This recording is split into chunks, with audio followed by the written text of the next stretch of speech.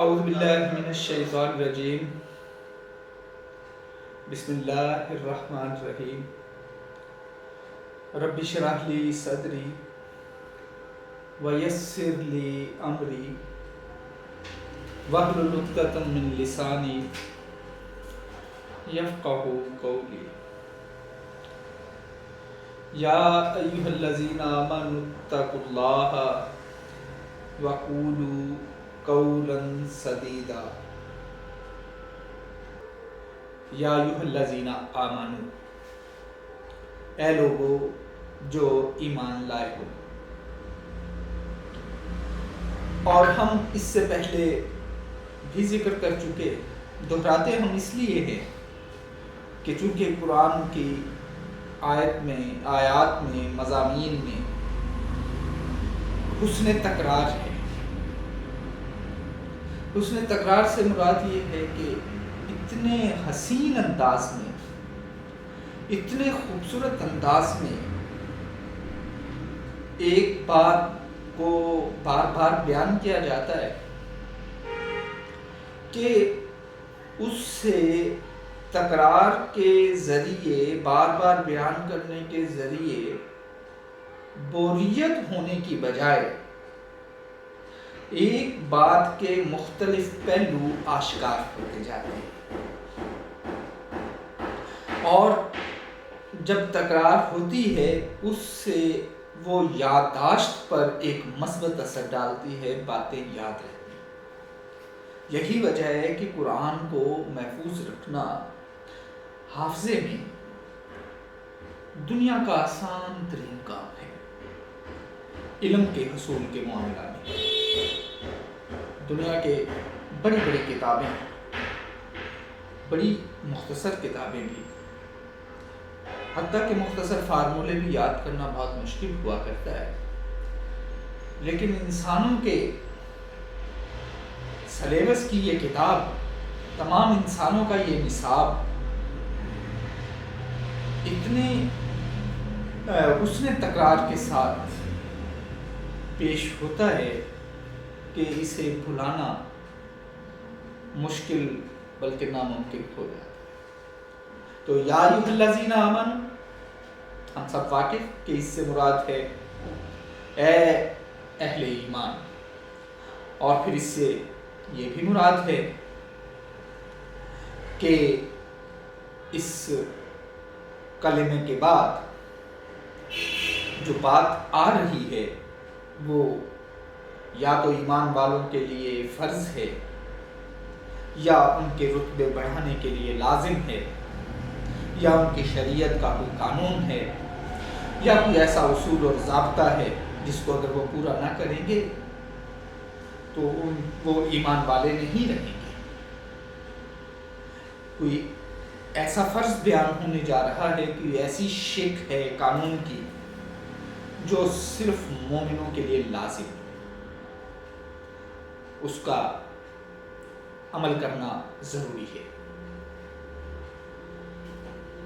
لہذا یہ ایک عمومی بات نہیں ہے، یہ سب انسانوں کے لیے نہیں ہے، یہ خاص مومنوں کے لیے ہے اور ان کے رتبے بڑھانے کے لیے۔ یہ عام آدمی کے بس کی بات بھی نہیں ہے۔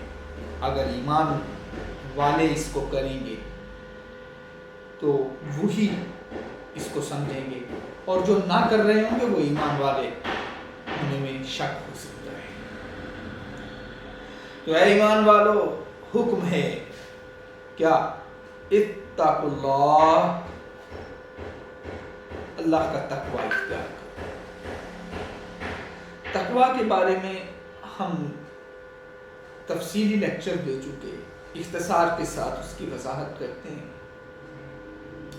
تقوی اس ذہنی کیفیت کا نام ہے جس میں انسان خالق کائنات کا احترام اور خالق کائنات کو، اللہ کی طاقت اور عظمت کو اپنے دل میں رکھتے ہوئے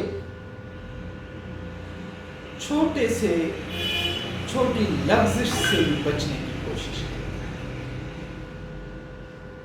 تقویٰ اس کیفیت کا نام ہے جس کی وضاحت حضرت عمر رضی اللہ تعالیٰ عنہ نے،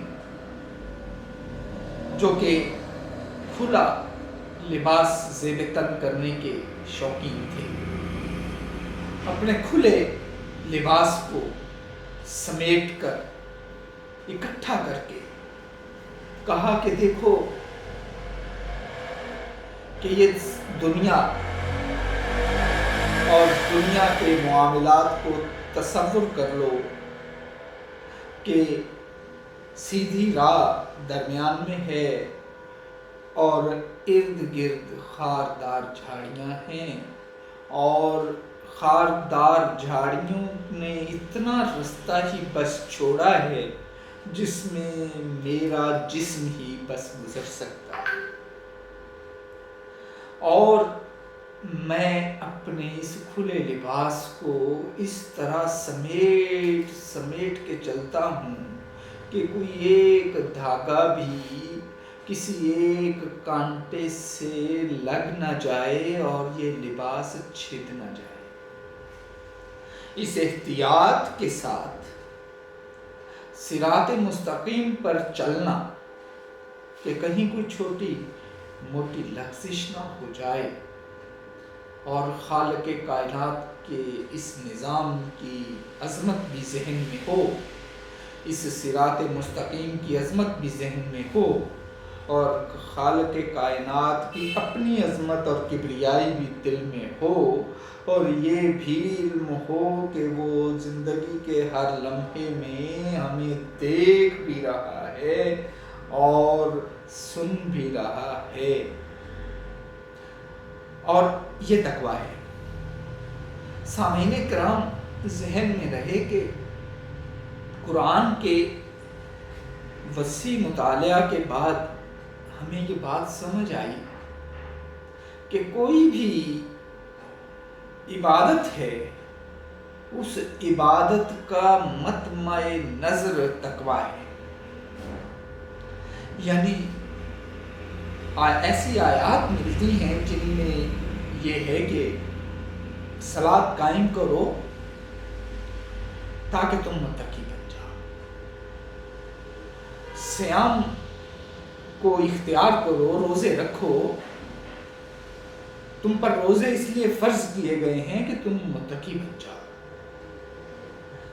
حج کرو تاکہ تمہیں تقویٰ حاصل ہو، قربانی کرو تاکہ تقویٰ تمہیں اختیار ہو، اور خدا کو تمہاری قربانیوں کی ضرورت نہیں ہے، قربانیوں میں خون کی ضرورت نہیں ہے، اسے تو چاہیے تقویٰ۔ صدقہ دو،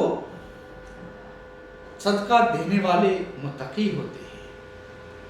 یوں جا بجا عبادات کا مقصد، عبادات کا مطمع نظر جو روحانی کیفیت ہے، اس کا نام تقویٰ ہے۔ یعنی صلاۃ اگر ہم پڑھتے ہیں تو مقصد یہ ہے کہ ہمارے قلب و نگاہ، قلب و دماغ میں اللہ کے حکم کے مطابق اس دنیا میں، اس آلائش بھری دنیا میں، اس قدم قدم پر آزمائش بھری دنیا میں، اس نظام خدا کے مطابق اپنی زندگی گزارنا، اس کیفیت کو حاصل کرنا اصل میں ان عبادات کا مقصد ہے۔ تو پھر یہ بات سمجھ آئی کہ مقصد عبادات عبادتیں نہیں ہیں، یعنی یہ جو تم جھکتے ہو، یہ جو تم زمین پہ سر رکھتے ہو، یہ جو تم اپنے جانوروں کو خدا کے لیے ذبح کرتے ہو، یہ جو تم صبح سے شام تک بھوکا رہتے ہو، یہ جو تم حج کا سفر کرتے ہو، یہ سارا کچھ اس لیے کرتے ہو کہ تمہیں تقوی نصیب ہو، اللہ کا تقوی اختیار کرو۔ لہذا سامعین، تقوی کی اس بات کو سمجھنے کے بعد ذرا آگے بڑھیے کہ اے ایمان والو، اللہ کا تقوی اختیار کرو۔ ہم نے عام طور پر تقوی کا معنی اللہ سے ڈرنا سمجھ رکھا ہے، جس وجہ سے تقوی کی بنیادی اہمیت سے ہم آگاہ نہیں ہو پاتے، اور اس کا مطلب محض یہ سمجھتے ہیں کہ بس اللہ سے ڈر جانا تقوی ہے۔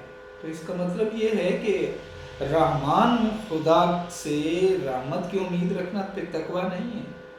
نہیں، یہ بھی تقوی ہے۔ سامعین، تقوی اللہ کی عظمت اور کبریائی کو ذہن میں رکھنے کا نام ہے، اور پھر اس کے مطابق گناہوں سے بچنے کا نام، آلائشوں سے بچنے کا نام۔ یہ حکم ہونے کے بعد ایک دوسری بات یہاں بہت ہی زبردست ایک اور بات کہی، وَقُولُوا قَوْلًا سَدِيدًا، اور کہو، بولو سدید بات۔ سدید، سین دال یہ دال،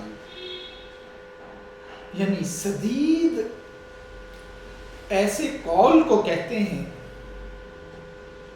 جس میں افراط اور تفریط نہ ہو، یعنی ایکسٹریمزم نہ ہو، انتہا پسندی نہ ہو۔ پھر سدید ایسی بات کو کہتے ہیں جو انصاف پر مبنی۔ حضرت حمزہ رضی اللہ تعالیٰ عنہ سے منسوب ہے کہ انصاف والی سچی بات قول سدید ہے۔ حضرت ابن عباس رضی اللہ تعالیٰ عنہ نے فرمایا کہ صحیح بات قول سدید ہے۔ قتادہ رحمۃ اللہ علیہ نے کہا، انصاف کی بات قول سدید ہے۔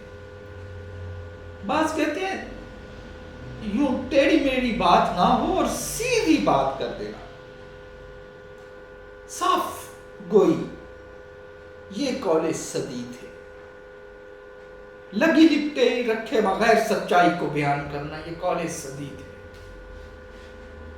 جب بات کرو تو انصاف کی کرو، سچ بولو، سچ بولو، حق بات کہو۔ تقوی اختیار کرو ایمان والو، اگر ایمان والے ہو تو تقوی اختیار کرو، اور حق بات کہا کرو، بغیر خوف کے، بغیر جھوٹ کی ملاوٹ کے،